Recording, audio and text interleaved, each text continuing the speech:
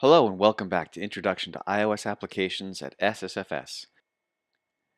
At the end of the last video, we said that today we were going to take a look at the difference between constants and variables and the different data types that Swift supports. So this is the playground that we used last time, so I'm going to go ahead and just delete everything but the import statement. And we're going to start a talk of constants versus variables. And if you have programmed in other languages before, you've probably dealt with the concept of constants. And constants are values that do not change during the running of a program. And in Swift, you define a constant by the keyword let. So for example, if I'm going to use a variable that I know that won't change or a value that won't change, like name, then I can use the keyword let, because I know that probably throughout the running of this program, my name is not going to change. And you can see that this is a string type variable. It's in quotes. I can do the same with numbers. I can do let days in December equal 31, because we feel pretty confident the number of days in December is probably not going to change. Whenever possible, you should try to make sure to use constants. It should be the default value used. And there's a couple reasons for that. The first is constants allow your program to execute a little faster. Behind the scenes, Swift knows that if you're using a constant, it's not going to change. So it can make some minor adjustments in the way that the compiler sets up the program so that it runs just a tiny bit faster, and every little bit helps. One of the other reasons it's useful to use constants is that it can enforce type safety. So since Swift knows that a constant shouldn't change, if you try to change it, it can give you an error. So for example, if I try to change the days in December to 30,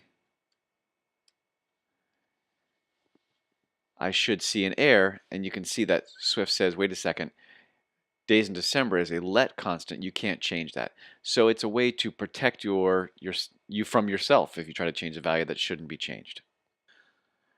So there are occasions, however, where you do want to change the value of something throughout your program, and in that case you'll use a variable, and you can indicate a variable through the keyword var or var.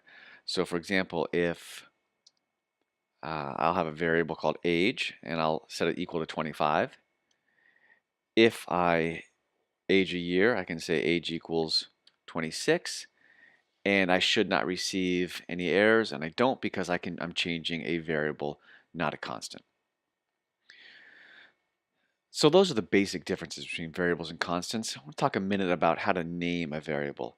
And for the most part, there's only a few rules where you cannot name a variable. So for example, a name can't contain a mathematical symbol. So I can't have a name called age plus. Let me do this. Our age plus equals 26.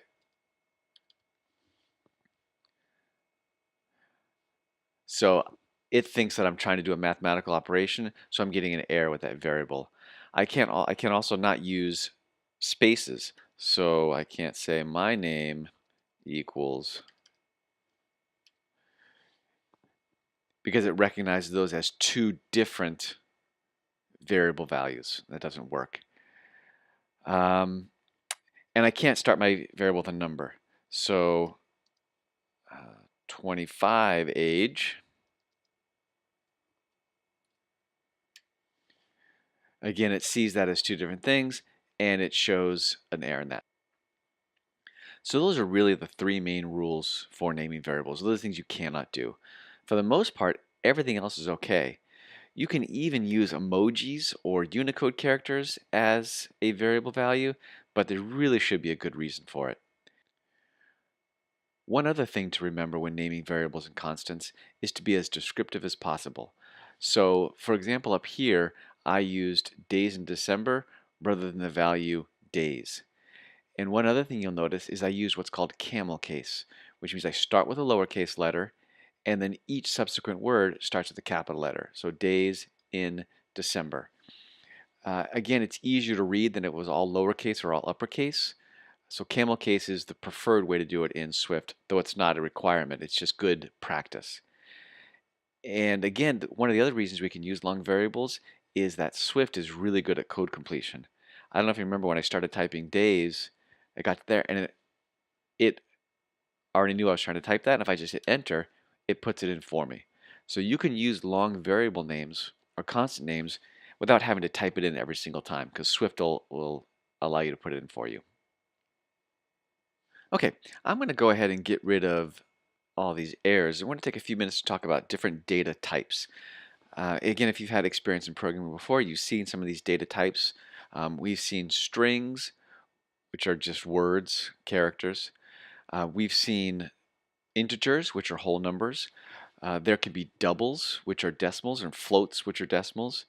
And another common data type is Boolean, which are true/false values.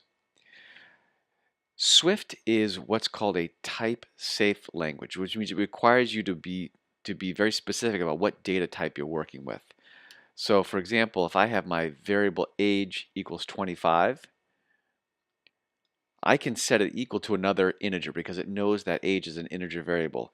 But if I said age equals Brian, it's going to give me an error saying I can't assign a value of type string to type int. That's a type mismatch. And Swift recognizes that and will not even let your program compile. So again, it's enforcing that type safety. This even works with data types that look similar, like integers and decimal numbers.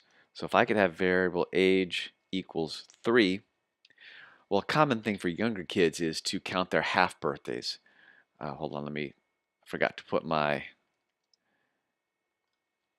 value in there. So if I put age equals 3.5, saying, well, I'm 3.5, oops, it's give me an invalid read. I'm going to go ahead and delete this one.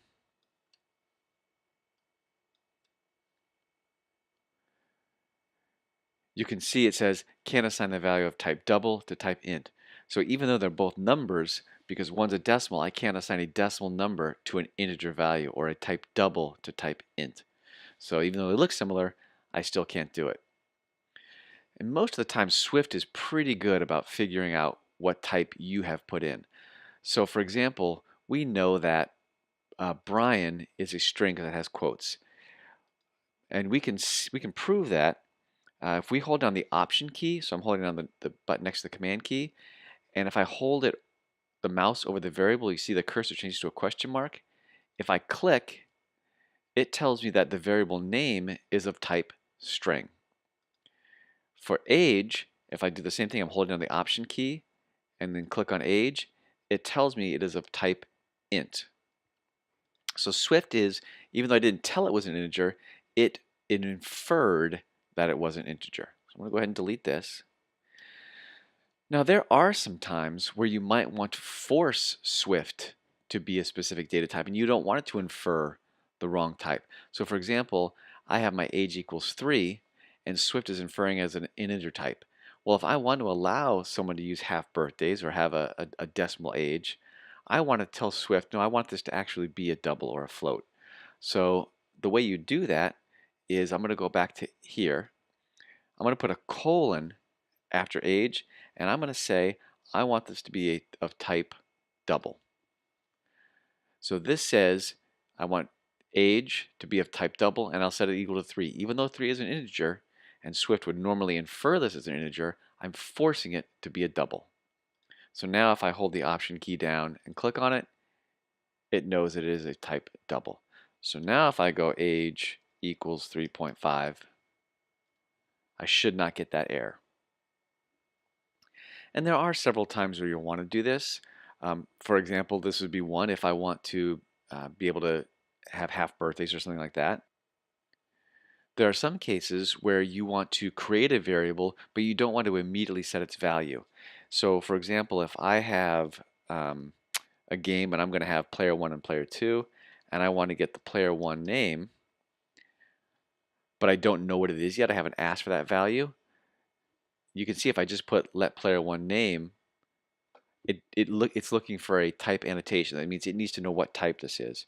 So I know this is going to be a string type, and I don't get that error. So this has been a quick look at constants, variables, and data types in Swift. In the next video, we'll take a look at operators and how to do mathematical operations in our code.